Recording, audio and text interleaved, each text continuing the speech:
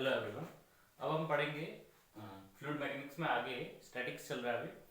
Fluid mechanics में Archimedes principal, जो बहुत बड़ा फेमस नेम है आर्किमिडीज, उसने एक प्रिंसिपल दिया था। उसने बोला था कि अगर हम किसी सॉलिड बॉडी को किसी लिक्विड कंटेनर, एक कंटेनर है जो कंटेन करता है लिक्विड, उसमें डालते हैं, तो हमें पता है कि हम देखते हैं कि उसका लेवल राइज कर जाता है। लेवल राइज करने के कारण ये होता है कि when a solid body is inserted in a vessel containing liquid, then liquid is displaced by the solid body। वो liquid displace हो जाता है। then due to pressure difference, मैं आपको बताता हूँ किस तरह से।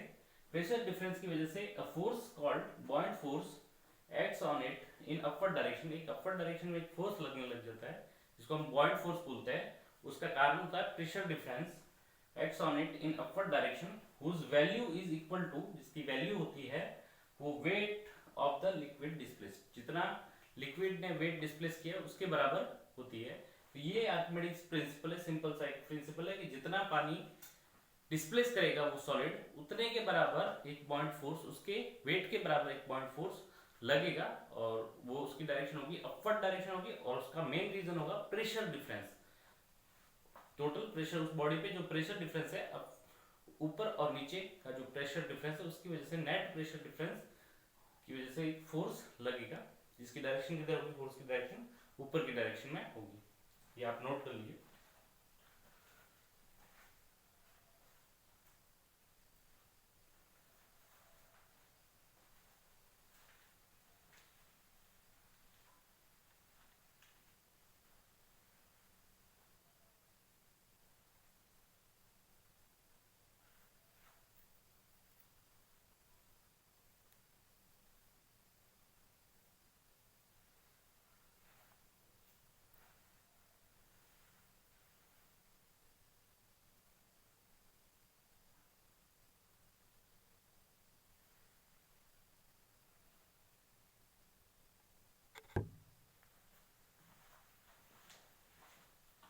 अब जैसे मान ले एक कंटेनर लेते हैं जिसमें एक लिक्विड भरा है, जिसकी डेंसिटी रो ऑफ लिक्विड है, रो ऑफ लिक्विड जिसकी डेंसिटी है, और एक सॉलिड बॉडी जिसकी डेंसिटी रो ऑफ सॉलिड है। इसके बराबर हमने एक जैसे उसके अंदर हमने लिक्विड के कंटेनर के अंदर एक सॉलिड डाला। मान लिया सॉलिड की डेंसिटी ज्यादा है, तो हमें पता है डेंस ज्यादा होगा, वो नीचे आने की कोशिश करेगा। अगर सॉलिड की डेंसिटी ज्यादा ले ले तो वो इसमें सिंक कर जाएगा। तो इस तरह का एक केस लेते हैं। तो यहाँ पर इस पे नेट फोर्स देखिए, इस पे प्रेशर, प्रेशर की डायरेक्शन ये, या फिर हम कह सकते हैं फोर्स की डायरेक्शन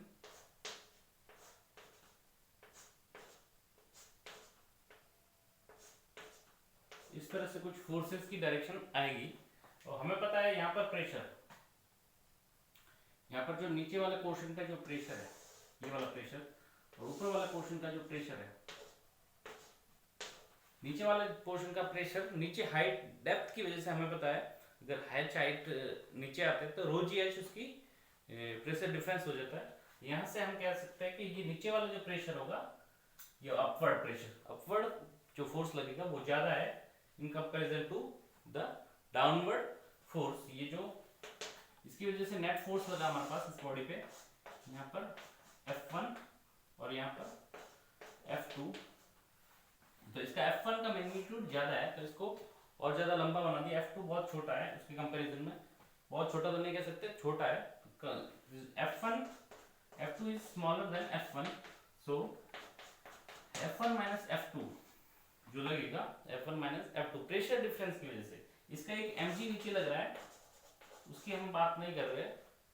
इसका मास अगर m था उसकी बात हम नहीं कर रहे। हमने कहा ये जो F1 और F2 जो प्रेशर डिफरेंस की वजह से जो फोर्स लगेगा वो होगा हमारा फोर्स ऑफ बॉइंट फोर्स होगा, फोर्स ऑफ बॉयंसी या फिर पॉइंट फोर्स। तो ये हमारे पास नेट फोर्स जो भी होगा, हम इंटीग्रेट करके हम इसको निकाल सकते हैं। किस तरह से हम निकलेगा, हमारे पास इसका वैल्यू कितना होगा, इसका वैल्यू ये पॉइंट फोर्स है, तो F B is equal to F1 minus F2 net force, क्योंकि इधर वाला कंपोनेंट इसको कैंसिल कर देंगे, नेट फोर्स हमें लगेगा, हमें पता है ऊपर की तरफ लगेगा। तो हमारे पास ये नेट फोर्स आएगा इसकी वैल्यू इतनी है मैग्नीट्यूड, उसकी वैल्यू कितनी होगी, तो ये वैल्यू होगी जो mass of the fluid, mass of the liquid या mass of the fluid, weight of the fluid के बराबर। तो मास ऑफ फ्लूइड कितना डिस्प्लेस हुआ है इनटू जी के बराबर, वेयर mf है मास ऑफ जो लिक्विड है फ्लूइड डिस्प्लेस्ड। ये हमारे पास क्या है, m into G, mf into G, weight of the liquid displaced. ये हमारी डेफिनेशन है फोर्स ऑफ बॉयंसी की, ये हम नोट कर लेंगे।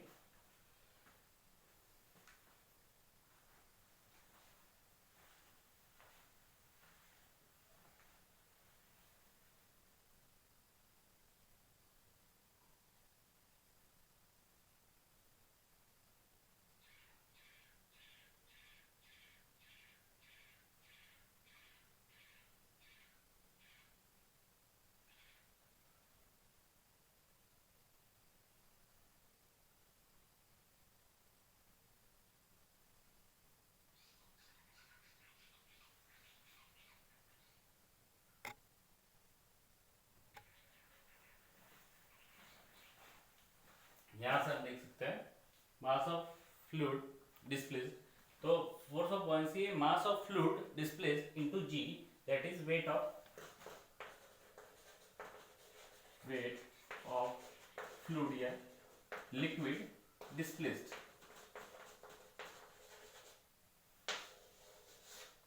Okay, weight of the fluid displaced, यहाँ से हम कह सकते हैं, कैलकुलेट कर सकते हैं, मास ऑफ फ्लूइड हमें निकालना है, मास निकालना है, तो mass is equal to volume into density. तो हमारे पास कितना वॉल्यूम था, कितना वॉल्यूम, इसने कितना वॉल्यूम, ये अगर पूरा फ्लूइड के अंदर है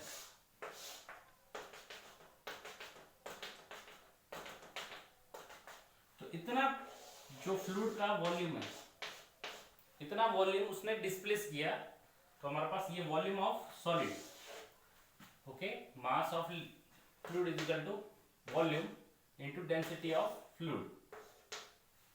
ओके, वॉल्यूम, वॉल्यूम क्या था, वॉल्यूम जो कितना डिस्प्लेस किया है, तो volume of solid, volume of solid, जो वॉल्यूम ऑफ सॉलिड था, अगर पूरा सबमर्ज्ड है तो पूरा पूरा वॉल्यूम, अगर थोड़ा बहुत सबमर्ज्ड है तो उतना वॉल्यूम जितना सबमर्ज्ड है, अभी मैं डेफिनेशन लिखा था, इनटू जी। ओके, तो हम इसको इस तरह से लिख सकते हैं,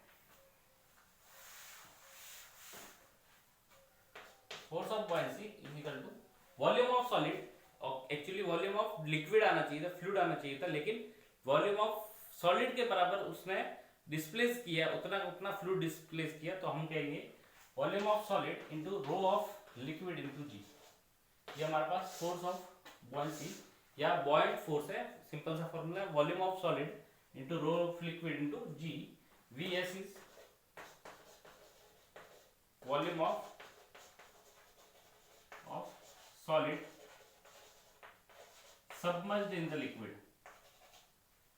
कितना सबमर्ज है, कितना वो अंदर है लिक्विड के, submerged in the liquid, okay, और rho of liquid is density of city of liquid, कितनी डेंसिटी है उस लिक्विड की।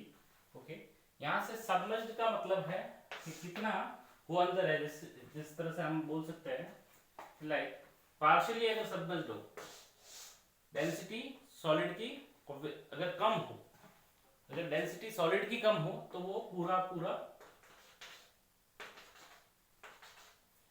पूरा पूरा सिंक नहीं कर पाएगा, तो इस तरह से कुछ अगर होगा, और ये अगर फ्लोट करेगा, ये फ्लोट करेगा, तो हमारे पास जो force of buoyancy net force लगेगा अपवर्ड डायरेक्शन में, F B net is equal to volume of solid, इतना वॉल्यूम ऑफ सॉलिड, इतना वॉल्यूम है, ओके, वो इसके अंदर डूबा हुआ है, सबमर्ज्ड है, तो इतना वॉल्यूम हम लेंगे into rho of liquid into G. तो कहने का मतलब जितना वॉल्यूम सबमर्ज्ड है उतना हम लेंगे, जितना वॉल्यूम पानी के अंदर है उतना वॉल्यूम हम लेंगे, volume of solid submerged in the liquid into density of liquid into G. ये सिंपल सा एक फॉर्मूला है। Force of buoyancy, net force लगता है फोर्स ऑफ बॉयंसी का अपवर्ड डायरेक्शन में ड्यू टू प्रेशर डिफरेंस। ये हमारा आर्किमिडीज प्रिंसिपल है, इसको हम नोट करेंगे।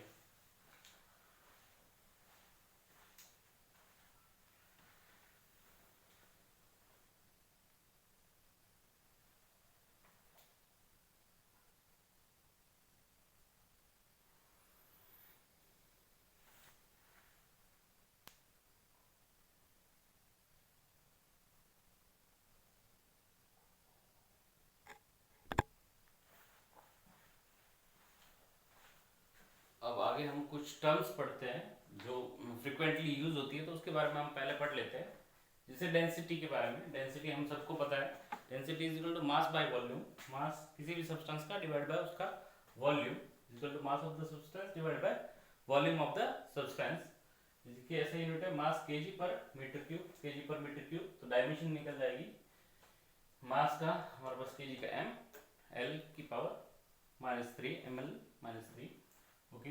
और एक रिलेटिव डेंसिटी होती है। रिलेटिव डेंसिटी भी हम काफी लोगों को पता होगा कि किसी भी सब्सटेंस का किसी वाटर के रिलेटिव कितना डेंसिटी है, तो डेंसिटी ऑफ, उसको स्पेसिफिक ग्रेविटी भी बोलते हैं, तो उसको वैल्यू होती है density of substance divide by density of water. Density of water, जो वाटर से हम कंपेयर करेंगे किसी भी, किसके रिलेटिव, वाटर के रिलेटिव। वाटर के रिलेटिव किसी भी सब्सटेंस की, लिक्विड, सॉलिड और गैस, किसी भी सब्सटेंस की रिलेटिव डेंसिटी कितनी होगी, तो density of substance divide by density of water, उसको हम स्पेसिफिक ग्रेविटी भी कहते हैं। उसकी एक और दूसरी टर्म में हम लिख सकते हैं mass of X volume of the substance. किसी भी एक्स वॉल्यूम में जो गिवन है उस सब्सटेंस का कितना मास है डिवाइड बाय उतना ही वॉल्यूम का जो वाटर है उसका कितना मास है, mass of X volume of water. इसकी density, relative density, density divide by density, इसका मतलब यूनिट लेस हो गया और डायमेंशन लेस हो गया। तो ये एक यूनिटलेस और dimension less quantity m0 l0 t0, okay. अच्छा, और ये हमें सबको पता है डेंसिटी वाटर की कितनी होती है, लगभग सबको पता है 1000 kg पर मीटर क्यूब। एक मीटर क्यूब वॉल्यूम का बॉक्स है, उसमें 1000 kg वाटर आएगा। या फिर मैं कहूँ एक इसकी सीजीएस यूनिट है 1 ग्राम पर सेंटीमीटर क्यूब। एक सेंटीमीटर क्यूब का छोटा सा बॉक्स लेंगे, उसमें हमारे पास सेंटीमीटर क्यूब का एक क्यूब लिया, उसमें कितना 1 ग्राम वाटर आएगा। ये हमारे पास 4 डिग्री सेल्सियस पे, at 4 degree Celsius density water की 4 डिग्री सेल्सियस पे ज्यादा होती है। ये थर्मोडायनेमिक्स में हम पढ़ते हैं।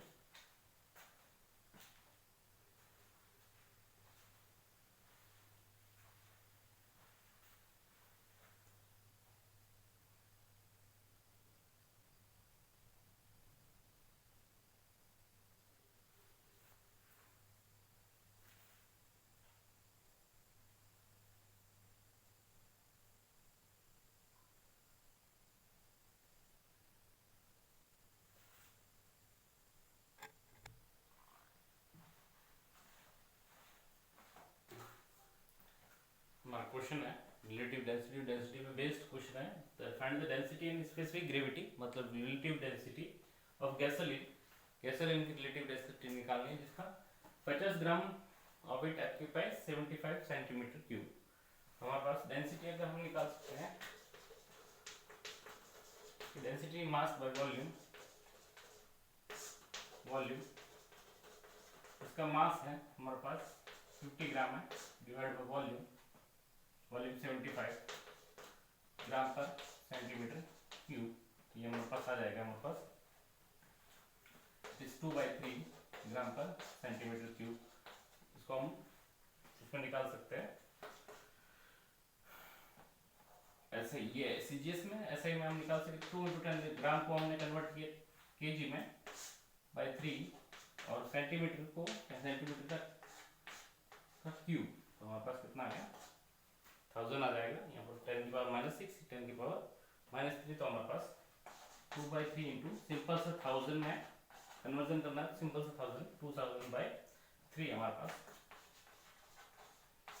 3 kg पर मीटर क्यूब हमारी इसकी डेंसिटी आ जाएगी, रिलेटिव डेंसिटी निकालना है, ये specific gravity, specific gravity equal to हमारे पास 2000 इसकी density by 3, 2000 by 3 divide by water की डेंसिटी 1000, वाटर की 1000, तो हमारे पास कितना आ जाएगा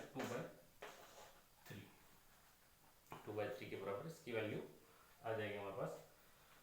या इसको सीजीएस में लो या ऐसे यूनिट में लो, जो यूनिटलेस क्वांटिटी होती है डायमेंशनलेस उसका सीजीएस में लो या ऐसे यूनिट में उसकी वैल्यू बराबर होती है। इसको अगर मैंने ऐसे यूनिट में लिया तो भी इतना आया, अगर मैं सीजीएस में लेता, सीजीएस में अगर लूँ इसकी वैल्यू है 2/3 डिवाइड बाय वाटर की वैल्यू है, वाटर में सीजीएस में 1 होती है, तो यहाँ से भी हमारे पास कितना है 2/3।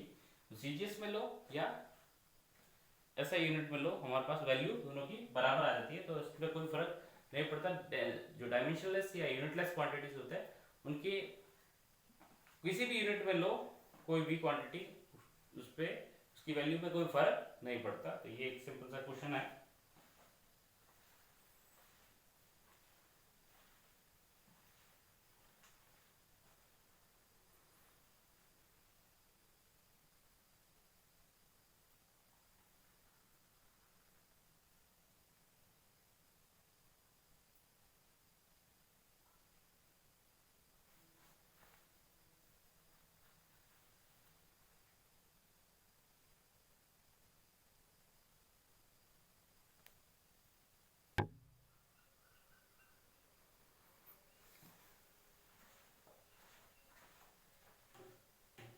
हमारा नेक्स्ट क्वेश्चन है, पढ़ लेते हैं इसको।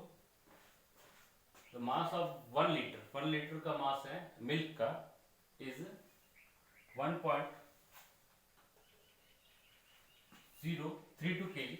1 लीटर का मास मिल्क का 1.032 kg है। द बटर फैट, जो फैट है उसमें that it contains has the density of, उसकी डेंसिटी कितनी है 865 kg per metre cube when pure. जब ये प्योर है तो हमारे पास कितनी इसकी डेंसिटी है, इतनी है। And it constitutes 4% of milk by volume. इसमें जो बटर फैट है उसकी जो बाय वॉल्यूम कितना परसेंटेज है, तो टोटल वॉल्यूम का 4% बटर फैट कंट्रीब्यूट करता है, कंस्टिट्यूट करता है। What is the density of the fat free milk, जो फैट फ्री मिल्क है उसकी कितनी डेंसिटी होगी वो हमें निकालनी है। तो इसका हम सॉल्यूशन करते हैं। इसको रब कर देता हूँ, जो डाटा है वो हम साइड में लिख लेते हैं या नोट कर लो।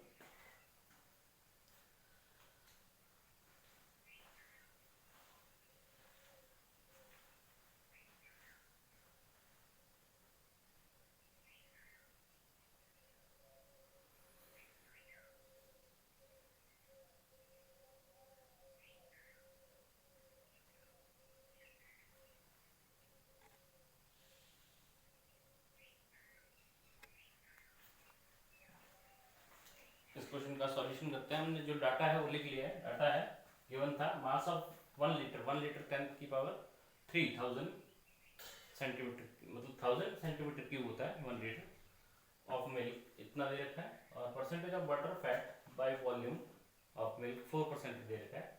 तो वॉल्यूम ऑफ, अगर हम निकालें volume of butter fat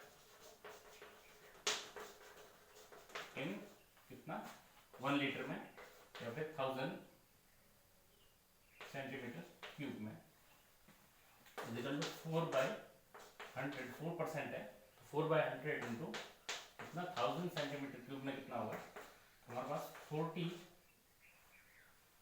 centimetre cube उसका वॉल्यूम, इसका बटर फैट का वॉल्यूम है 40 centimetre volume of butter fat. Okay, तो डेंसिटी दे रखी है, तो मास ऑफ बटर फैट आ जाएगा, mass of butter fat, mass of butter fat मान लिया FMB equal to volume into density.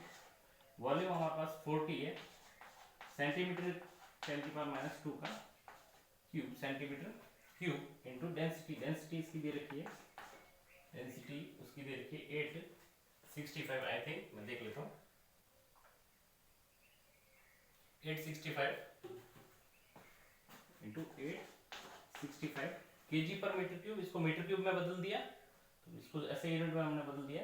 इसका जो वैल्यू आएगा, इसकी वैल्यू मैं लिख लेता हूँ, इसकी वैल्यू आएगी 0.0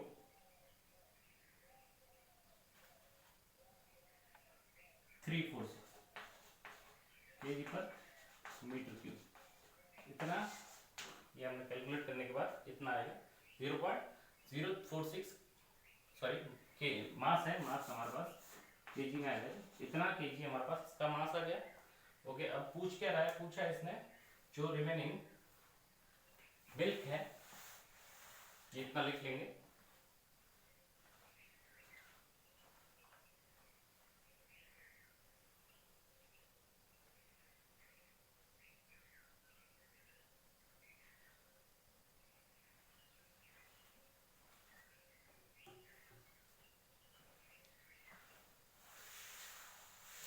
तो जो फैट फ्री पूछा है हमको, डेंसिटी ऑफ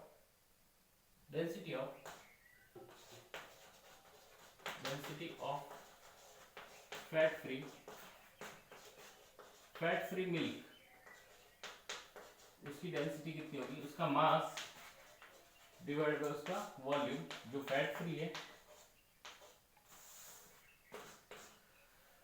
उसका मास है, ये जो फैट का था, बटर फैट का इतना मास था, उसके मास में से बटर फैट का जो मास हम निकाल देंगे, उसका मास 1.032 kg माइनस इसमें से का मास निकाल देंगे 0.0346 डिवाइड बाय वॉल्यूम। वॉल्यूम उसका किसका, जो फैट फ्री है, टोटल वॉल्यूम 1000 था, में से 40 सेंटीमीटर क्यूब है, सेंटीमीटर क्यूब को हमने 10⁻⁻2 ऐसे यूनिट में बदल दिया का क्यूब, 10⁻⁻2 का क्यूब हमने यहाँ से निकाल दिया। तो हमारा आंसर आ जाएगा हमारे पास, जो कि हम कैलकुलेट कर लेंगे, हमारे पास इसका आंसर आएगा, वो मैं आपको बता देता हूँ।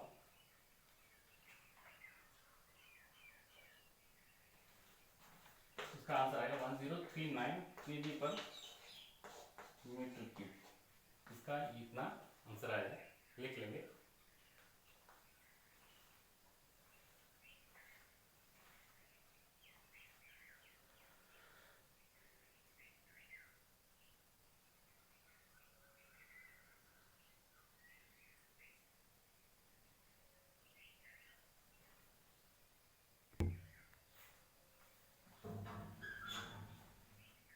हमारा नेक्स्ट क्वेश्चन है, इसको पढ़ेंगे।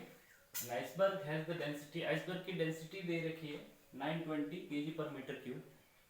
What fraction of iceberg is visible, कितना फ्रैक्शन उसका, कितना परसेंटेज विजिबल होगा, जितना भी बड़ा है उसका कितना परसेंटेज विजिबल होगा। Given density of sea water, जिसमें वो ओशियन है या जिसमें भी सी है उसमें बड़ा, उसकी density 1025 kg per metre cube, ऐसा यूनिट्स में दिया हुआ है। इसका हम सॉल्यूशन करते हैं।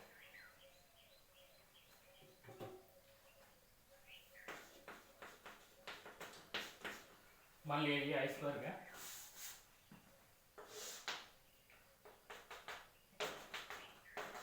ये सी वाटर है, और मान लिया ये आइसबर्ग है, इतना परसेंटेज, थोड़ा सा हमें पता है, थोड़ा बाहर होता है, बाकी अंदर होता है ज्यादातर पोर्शन। मान लिया total volume, total volume of iceberg है इज V0। मान लीजिए टोटल V0 है, और ये जो बाहर का वॉल्यूम है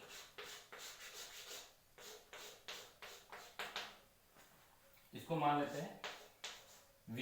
तो ये हमारे पास जो अंदर है वो हमारे पास हो गया V0 माइनस V, अंदर वाला V0 माइनस V। अब हम इसकी बात करते हैं कि ये आइसबर्ग के कुछ पार्ट बाहर है, कुछ अंदर है, और टोटल ये इक्विलिब्रियम में है। इसने इक्विलिब्रियम मेंटेन किया है, इक्विलिब्रियम। तो iceberg is in equilibrium condition. या फिर हम कह सकते हैं इक्विलिब्रियम में, आइसबर्ग इज इन इक्विलिब्रियम या कहाँ पे रेस्ट पे है, वी नॉट माइनस वी, ये वाला वॉल्यूम है। ओके, इक्विलिब्रियम पे हम कहेंगे इस पे टोटल लगने वाला फोर्स mg नीचे की तरफ, इसका मास इनटू इस पे बॉइंट फोर्स ऊपर लगेगा टोटल Fb। तो हमारे पास दो ही फोर्स लग रहे हैं, एक बॉइंट फोर्स प्रेशर डिफरेंस की वजह से और mg नीचे की तरफ है, ऑब्वियसली mg ग्रेविटी की वजह से। तो इक्विलिब्रियम पे है तो Fb is equal to m into g।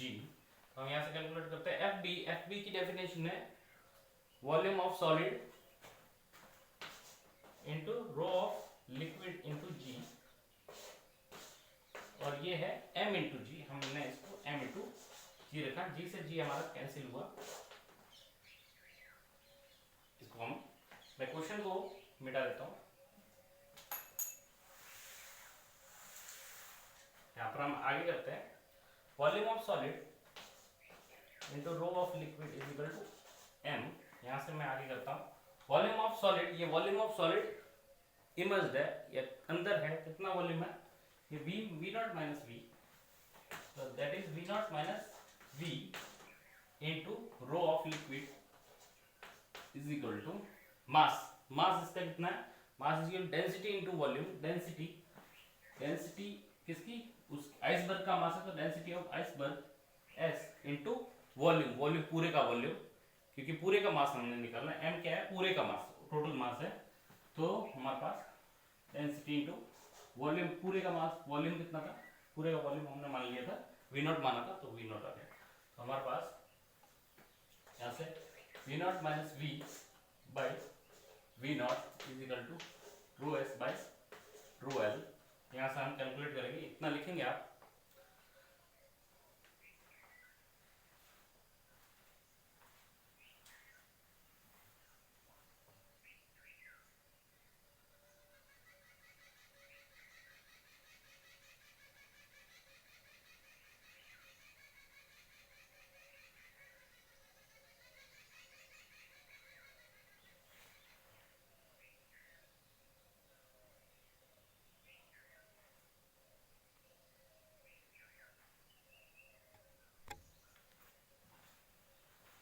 यहाँ से हमने कैलकुलेट किया 1 minus V by V naught is equal to rho S by rho L. हमारे पास वी बाई वी नॉट आ गया 1 minus rho S by rho L. हम calculate कर लेते हैं, सब कुछ दिया हुआ है, डाटा गिवन है हमारे पास। 1 माइनस रो सॉलिड जो आइसबर्ग है उसकी डेंसिटी थी, उसकी 920 दे रखी थी, divide by density of liquid 1025। तो यहाँ से हमारे पास 1025 माइनस 920 डिवाइड बाय 1025, तो ये हमारे पास आ गया 105 डिवाइड बाय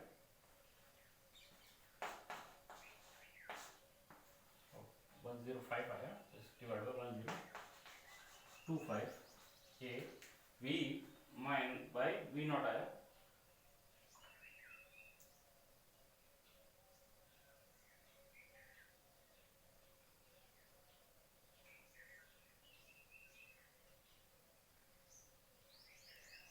ये हमारे पास इतना जो गया है अप्रोक्सीमेटली 1025 है, अप्रोक्सीमेटली 0.1 आया।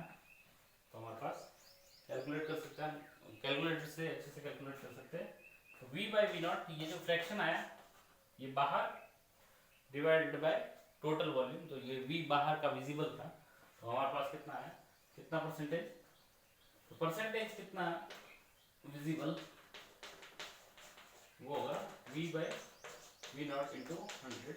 ऑब्वियसली v विजिबल था तो हमारे पास लगभग कितना आएगा 10%, अप्रोक्सीमेटली 10% वो आइसबर्ग विजिबल होगा। तो जितना दिखता है उतना छोटा होता नहीं है, 90% अंदर तक होता है और 10% केवल दिखता है। तो ये आइसबर्ग की क्या क्वेश्चन था हमारे पास, इस तरह से हम करेंगे।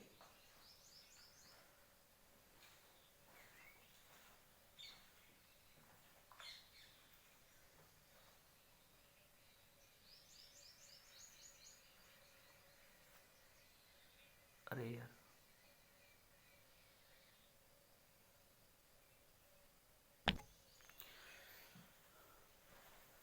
हमारा नेक्स्ट क्वेश्चन है डेंसिटी पे बेस्ड, ये अपने इस पे बेस्ड आर्किमिडीज प्रिंसिपल पे बेस्ड है। When an 2.5 kg crown is immersed in water, एक क्राउन था जिसका 2.5 kg मास था, immersed in water, it has apparent weight of 22 Newton. उसका अपरेंट वेट था वो 22 न्यूटन हो गया। एक्चुअल वेट कितना था? 2.5 into 10 mg, mg actual wait होता है। 25 था, उसने कितना काउंट किया? टेलेंस ने 22 वेट उसने कैलकुलेट किया, शो किया। What is the density of crown? उस क्राउन की डेंसिटी बतानी है। हम इसका सॉल्यूशन करते हैं। हमें पता है actual weight of crown m into G, उसका मास 2.5 था, इंटू जी हमने 10 लिया, तो 25 न्यूटन उसका एक्चुअल वेट हो गया। अपरेंट वेट है, वेट उसका हमारे पास 22 न्यूटन दे रखा है। तो ये जो डिफरेंस आया है 3 न्यूटन का, ये 3 न्यूटन का डिफरेंस क्यों आया? ये बॉयड फोर्स की वजह से आया है। रीजन भी, मान लीजिए जो भी था, हमने एक कंटेनर में एक स्प्रिंग बैलेंस रखा, स्प्रिंग बैलेंस के ऊपर इसमें ये वाटर भरा और हमने मान लिया वो पर्टिकुलर वो जो क्राउन था वो यहाँ पर रख दिया। तो ये इसने इस पे लगने वाले फोर्सेस, इस पे लगने वाले फोर्सेस mg है, और ऊपर की तरफ नॉर्मल है, और ऊपर की तरफ ही फोर्स ऑफ बॉयंसी है, पॉइंट फोर्स है। तो हमारे पास ये इक्विलिब्रियम में है, तो हमने इसको इक्विलिब्रियम में रखा, तो हमारे पास टोटल फोर्सेस बैलेंस आ जाएंगे। इक्विलिब्रियम है तो हमारे पास इक्विलिब्रियम की कंडीशन लगा देते हैं। इक्विलिब्रियम की कंडीशन है normal plus F D is equal to M G, that is F D is equal to M G minus normal. ये नॉर्मल ही हमको पता है कि नॉर्मल ही बताता है, या जो टेंशन होता है वही बताता है अपरेंट वेट। तो ये अपरेंट वेट है, ये एक्चुअल वेट है। तो हमारे पास यहाँ से हम कैलकुलेट कर लेंगे, एम जी माइनस नॉर्मल इतना लिखेंगे।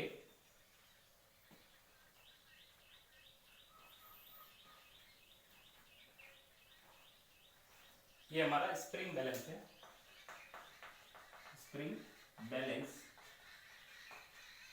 स्प्रिंग बैलेंस है जिससे इसका वेट हमने कैलकुलेट किया है। ये वाटर के अंदर या किसी भी लिक्विड के अंदर, वाटर के अंदर ही रखा गया, ठीक है।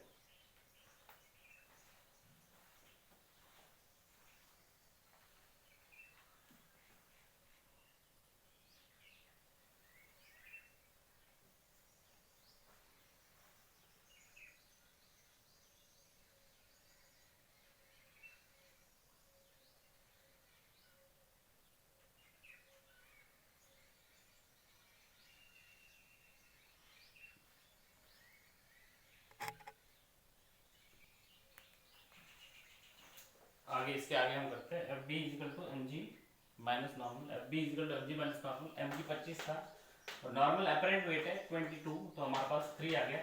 ये फोर्स ऑफ बॉयंसी आ गया। फोर्स ऑफ बॉयंसी को हम लिख सकते हैं volume of solid into rho of liquid into G is equal to 3 newton आया हमारे पास। रो ऑफ लिक्विड हमें पता है, वॉल्यूम ऑफ सॉलिड हमको चाहिए डेंसिटी, वॉल्यूम ऑफ सॉलिड निकाल देते हैं 3 by rho of liquid into G, 3 by rho of liquid 1000 into G 10, हमारे पास 3 इंटू 10 की पावर माइनस 4, ये हमारे पास मीटर क्यूब आ गया। इतना मीटर क्यूब आ गया। इसका वॉल्यूम आ गया, इसका मास दे रखा है, डेंसिटी निकल जाएगी। Density is equal to mass by volume. Density mass इसका दे रखा था ऑब्वियसली 2.5 था, by density 3 into 10⁻⁻⁴ that is 2.5 by 3 into 10⁻⁴। इतना हमारे पास KG sorry density mass by KG पर मीटर क्यूब, इतना इसकी डेंसिटी आ जाएगी। कैलकुलेट हम कर लेंगे।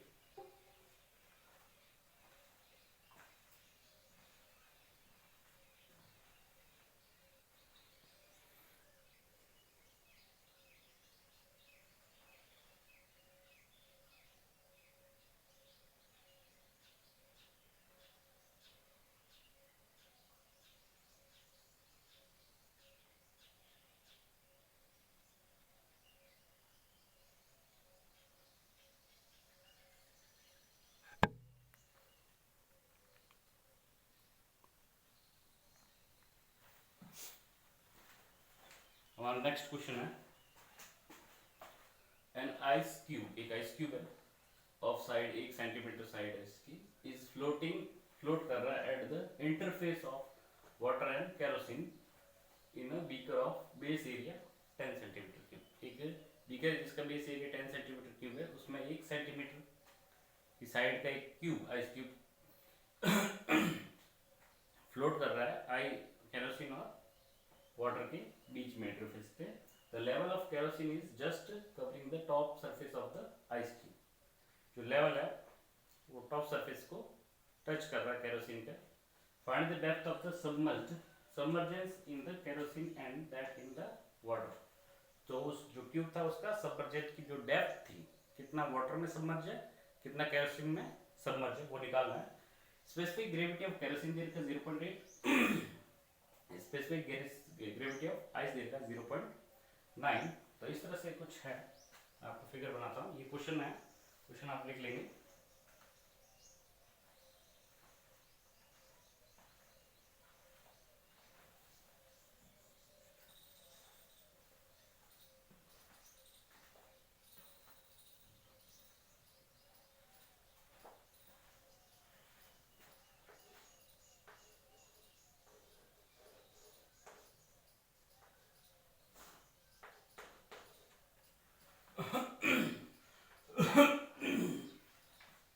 ये क्वेश्चन हमारा